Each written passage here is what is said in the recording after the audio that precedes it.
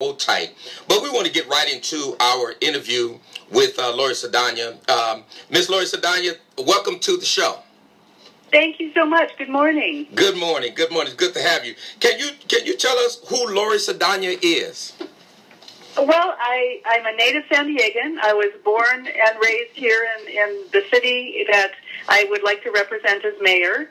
I represented the city in Sacramento for 6 years. I was a state assembly member, and I graduated from San Diego State. I tell people I liked being an Aztec so much, I did it twice. I have both an undergraduate and a master's degree and from San Diego State. And I teach. I'm a professor of information technology currently with the San Diego Community College District, but I have taught at UCSD, at San Diego State, at other schools, and I really like teaching where I am now because I help some of the least advantaged people in San Diego from some of the poorest communities and backgrounds, injured workers, veterans dealing with PTSD and addictions, unemployed.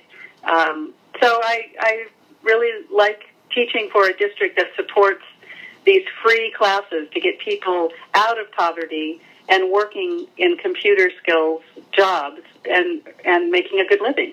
Well, that's awesome. Thank you for that. And can you tell us, our listeners, why are you running for mayor? Well, as I said, I'm a native San Diegan. I grew up in a Marine Corps family. My father was a career Marine, and San Diego is a big military town. I feel very comfortable here, and I feel we need leadership that understands the history of our city. Right. I've seen mayors come and go. I've seen mayors since I was in elementary school, and the good ones have a vision far beyond dealing with the immediate problems.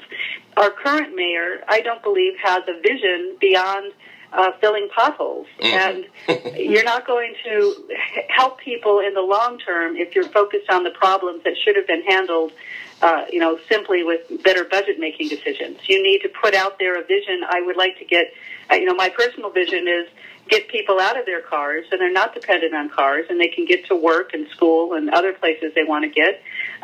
Because, owning and driving cars in San Diego is becoming more and more expensive. And I have, when I was in Sacramento, the best thing Sacramento had was a light rail system to get people to and from work. Other great cities have a great light rail system, and we have a start on one with the trolley, but we definitely need to expand it and make transit more available into all our communities around San Diego. So, why are you an independent versus being a Democrat or Republican? I had not intended to run for mayor.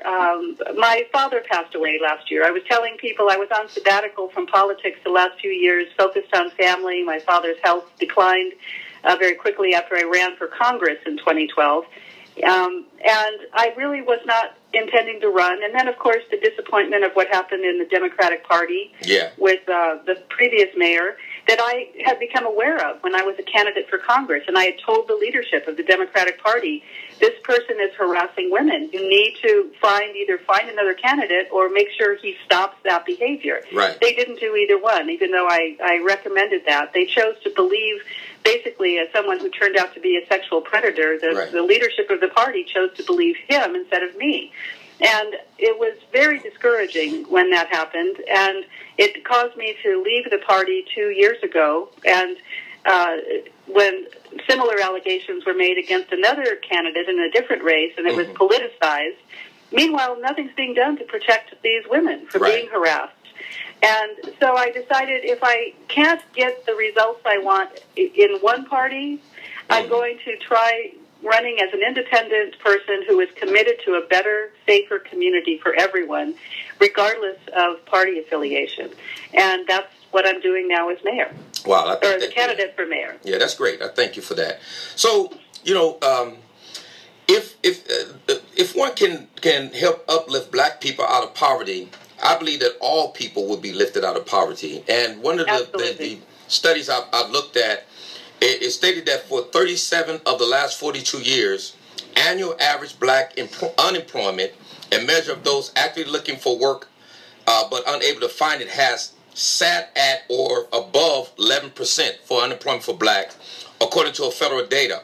What do you plan to do to lower the unemployment rate for blacks in the city of San Diego? Well, it starts with education and good schools. Okay. And, that's something I did at the Educational Cultural Complex when I taught there, and I managed a Department of Labor grant for improving our outreach to the community with computer labs in people's apartments, like at Bayview Terrace. Mm-hmm. There was a computer lab upstairs that I taught classes for community members who worked all day and couldn't go to classes, so they'd come home and go upstairs to their meeting or their community room, and there was a computer lab. We could teach them computer skills. Likewise, students from Lincoln High School could come to my computer labs at ECC and finish their senior projects and learn skills that they couldn't do because of the digital divide. The thing about poverty is it keeps people out of access to computers. You can't purchase it because of the cost. You can't afford broadband Wi-Fi because of the high cost of internet access. And, so I worked actively in some of the lowest income communities of the San Diego area to get people of all ages, from high school to older adults, those skills so they could either be employed or access the information online just for their own personal research and education. Right. Educated people always earn more. So that's why I say it starts with education. And I'm committed as the mayor I'll be the education mayor of San Diego and look at forming an alliance with our local colleges and universities so that every student who graduates from our school system has an opportunity to attend college or a university and be given preferential access, admission. And there's other cities, San Jose, or rather Long Beach has done that, Oakland has done that, and I'll look to these other cities as models of guaranteeing our local high school graduates a place in higher education. Wow, that's great. Now, and since we're on the topic of poverty, over 25% of black Americans were living in poverty as of 2011. And that was 10.9 million people, up slightly from 10.7 million the year before, according to most recent census data. There's a gentleman, Algernon Austin, a labor sociologist and researcher at the Economic Policy Institute, said these problems have been exacerbated by the failure of policymakers to accept the inequities in the education system and the labor market continue to exist.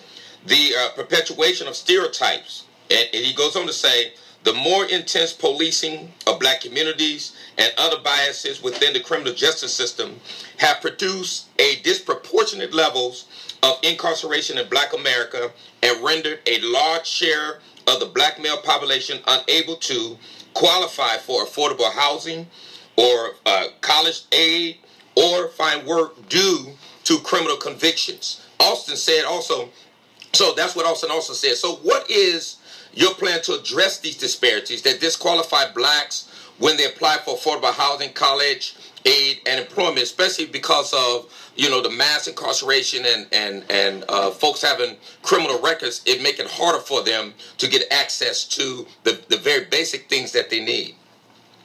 Well, first, when I served as a legislator for 6 years, California was at the forefront of changing our prison policies because we saw we cannot afford to incarcerate so many of our citizens and end their opportunities going forward for the reasons you said. So working with Speaker Karen Bass from Los Angeles, she's now in Congress, we worked on first ending the pipeline. You've got to break that pipeline. Yes. One way we do that is to keep young people out of the system in the first place. If they're foster youth, we make sure that they have the mentoring and the guidance and the support to get on with their lives when they turn 18 so they don't wind up becoming offenders. We work on counseling alternatives to incarceration. We make sure people who are self-medicating with drugs and alcohol have access to treatment, not going into jail or into a system. And when people do come out, make sure they are educated about their rights. In California, you do not lose the right to vote when you've completed the terms of your, either incarceration or parole. So we want to make sure people understand that they can vote and get them back in the system, get them identification when they're released so that they can immediately have access to anything that requires an ID card. I mean, simple things can make a huge difference, yes. but the bigger things is interrupting that prison pipeline, right. and also reintroducing people back into the community.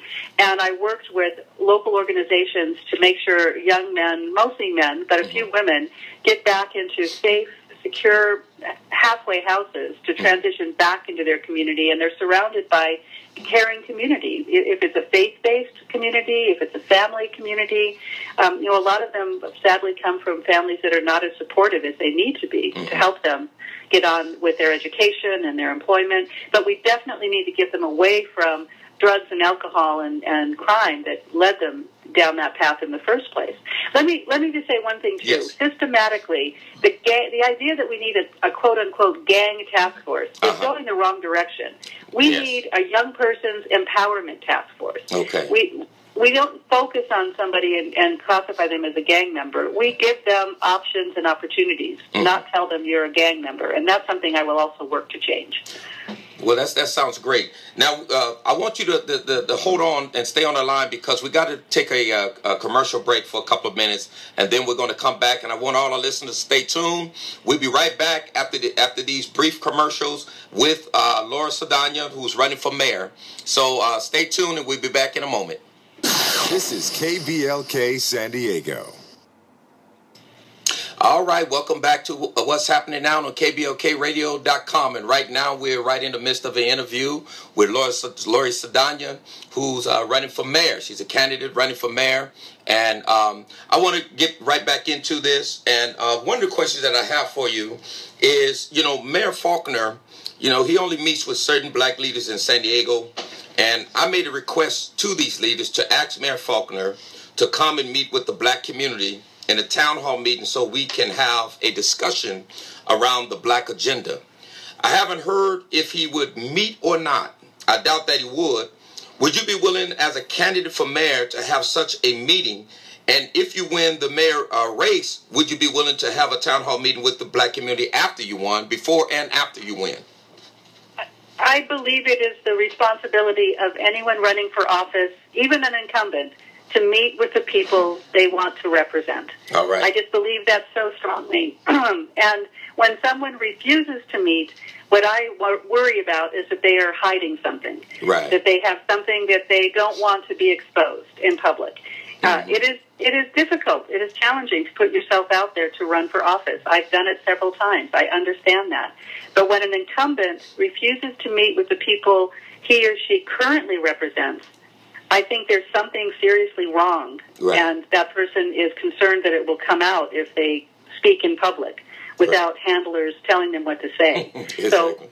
So I will meet with the public before and during my term of office. I did as an assembly member, and I certainly will do that as a mayor. All right. Let me ask you another question. Would you be willing to have a debate with Mayor Faulconer on the black agenda? Of course. All right. Of course. Great.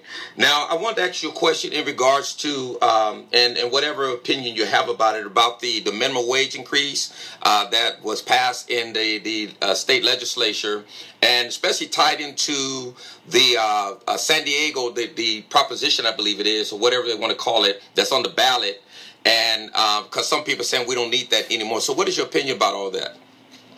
I voted to raise the minimum wage for all Californians when I served in Sacramento. And I intend to support the minimum wage ballot measure on June 7th, which is why it is so important for everyone to vote June 7th to raise the minimum wage to $11 in San Diego.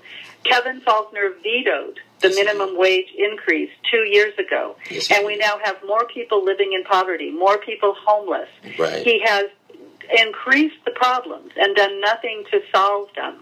And that's one reason I am running. So I will definitely work to increase the wage and increase job opportunities as mayor, not give them all to the same privileged people, but make sure more communities have opportunities for contracting with the city of San Diego. Okay. And I have one more question for you.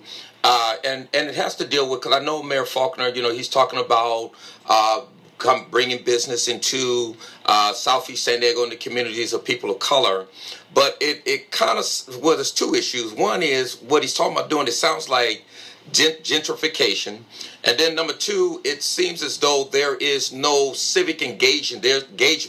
There's no inclusion of the folks who are affected by this in our communities to have discussion on what kind of businesses should come into our communities and who should be the one that's doing the construction, who should, and what kind of business should be there. What is your opinion about that?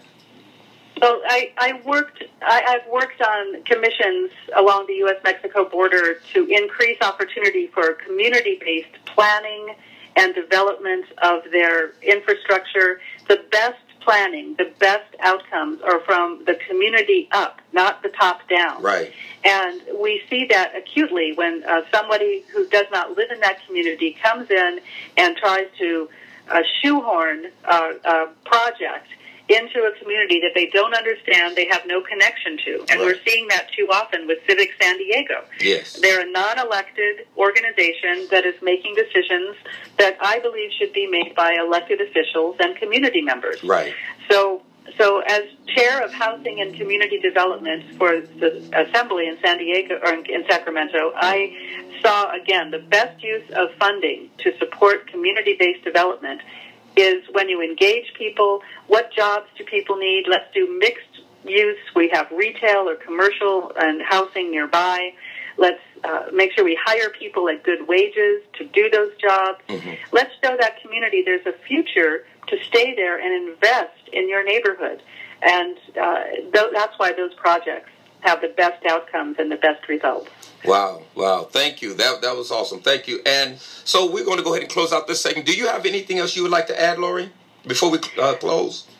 Everyone who's listening, make sure you are registered to vote on June 7th, and make sure you are educated about your choices, not just from the top down, the presidential race, but all the way down to our ballot measures, especially the minimum wage increase.